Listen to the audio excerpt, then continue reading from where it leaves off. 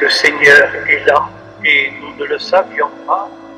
Le Seigneur est là et nous ne l'attendions pas. Voilà peut-être le sens général de cette liturgie, des 3 lectures que nous venons de faire à cette messe. La première, rappelez-vous, lorsque le prophète Élie rencontre Dieu, il nous est dit que Dieu vient à lui d'une façon inattendue, déconcertante. Ce n'est pas au milieu des éclairs et du tonnerre, dans l'orage ou les tremblements de terre, comme du temps de Moïse au Sinaï, comme on pouvait s'y attendre. Non, le signe de la présence de Dieu s'amenuise. Dieu n'agite plus la grosse caisse, a-t-on pu dire. Il ne veut pas frapper les esprits, forcer les esprits, il se propose. C'est le Dieu des mystiques, plus que des raisonneurs. Il faut faire attention. Il faut être attentif. On ne le voit pas, on ne le sent pas, on ne l'entend pas. Et on ne l'entend pas du tout dans la brise légère, mais il y est. Voilà le sens de cet épisode de la vie d'Élie dans la Bible. Vous devriez aller relire ce texte qui est magnifique. Si j'ai bonne mémoire, dans le livre des rois, Élie a été mêlé à de terribles histoires du temps de Jézabel et de Athalie. Vous avez peut-être depuis votre baccalauréat oublié ces pages-là que nous avons étudiées chez Racine, mais vous auriez la possibilité de relire ces textes magnifiques sur Élie et sur sa vocation de prophète, malgré tout, dans un monde difficile. Voilà donc le sens de cet épisode de la vie d'Élie. Dieu, on ne l'attendait pas, il se trouve dans la brise légère. Le prophète Élie ne connaîtra pas de son temps la suite qui sera donnée, un Dieu tellement déconcertant que lorsqu'il viendra, il sera un enfant couché dans une crèche, dans une étable.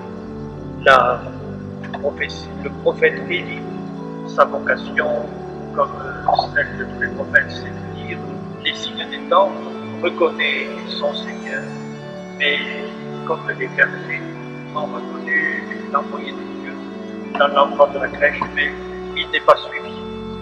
Le peuple dans son ensemble, les chefs du peuple plus tard, refuseront de reconnaître l'Éternel dans le charpentier de Nazareth. Et pourtant, et là nous arrivons à la deuxième lecture, et pourtant Israël avait tout pour lui. Paul, dans la deuxième lecture, énumère tous ses privilèges, tous les avantages de son point de départ. Il avait l'adoption, la gloire, les alliances, la loi et les prophètes, les patriarches, les promesses de Dieu, et enfin Jésus, réalisateur de ces promesses. Un jour, Israël, par ses chefs, a jugé et crucifié Jésus, mystère d'Israël. Paul, bouleversé, donnerait sa vie pour eux, et même si vous avez bien suivi le texte, il donnerait son ciel pour eux, il accepterait d'être damné, s'il pouvait obtenir ainsi la conversion de son peuple. Et nous arrivons à la troisième lecture, à l'Évangile. Quelques pécheurs de Galilée vont répondre au nom du véritable Israël. Une poignée de pauvres, de misérables. Aussi bien, c'est dans la mesure où cette poignée d'hommes de l'Église primitive reste en liaison avec son Seigneur qu'elle va surmonter la tempête.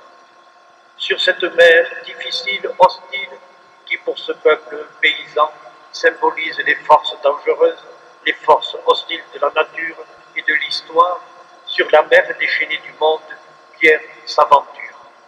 Il ne doit pas compter sur lui-même, sa richesse, sa sagesse, sa force. Sans Dieu, il n'est rien. Il fait le malin, pas plus, et il ne tient pas. Sans Dieu, l'Église n'est rien, qu'un système parmi tant d'autres, et dont l'histoire a des pages sombres, pas plus reluisantes que celles de tant d'autres sociétés où règne la routine, la prudence excessive, la mise au pas. L'Église est allée jusqu'à l'Inquisition. Elle ne peut espérer faire quelque chose de valable et marquer l'histoire que si elle se jette dans les bras de son fondateur.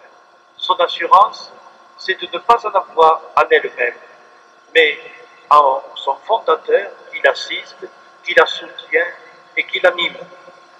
Si Pierre se fie à lui-même, s'il mesure la situation en termes humains, alors il se voit incapable. Tout seul, il sombre. Homme de peu de foi, pourquoi as-tu douté? C'est dans la mesure où Pierre comprend que marcher sur l'eau est une épreuve au-dessus de ses forces, pas du tout à sa taille. C'est dans la mesure où, complètement dépouillé de toute prétention, de toute suffisance, il se fie à plus grand que lui, à plus fort que lui, c'est alors qu'il peut surmonter les flots et la vie. Voilà, frère. Et pour nous aujourd'hui, pour notre Église, une Église amenuisée, remise en question, abandonnée, plus ou moins. Regardez, nous sommes si peu nombreux. Et encore, je crois que nous sommes le double de ce que nous nous sommes trouvés à 11h15 tout à l'heure. Pour notre Église amenuisée, remise en question, abandonnée par indifférence, nous voici aujourd'hui, malgré tout, invités au courage, à l'audace de la foi, au courage de tous les jours, à la patience des recommencements. Tout quitter, ses richesses, ses habitudes, ses préjugés. L'année sainte que le pape nous annonce pour l'an 2000 est d'abord une invitation à une remise en question, plutôt qu'à se pavaner en essayant de faire le beau. Se livrer à l'inconnu, se livrer à l'espérance, tout abandonner, même l'image que l'on se fait de soi-même, risquer la tempête. La foi est toujours un risque. La barque des apôtres ramait dur. À la 4e veille, dit le texte. On a traduit, je crois tout à l'heure, vers la fin de la nuit. Elle ne voyait rien venir, mais le Christ était là. Marche sur ta peur, va vers ton Seigneur, il t'attend, il te prend sous son aile, dit le poète. Marche sur la nuit, sur tes pas tu verras s'allumer la lumière. Marche sur le vent, brise l'ouragan, et l'esprit loin du bruit te dira la parole. Marche sur la mer, forge l'univers, que l'amour chaque jour fasse rire la terre.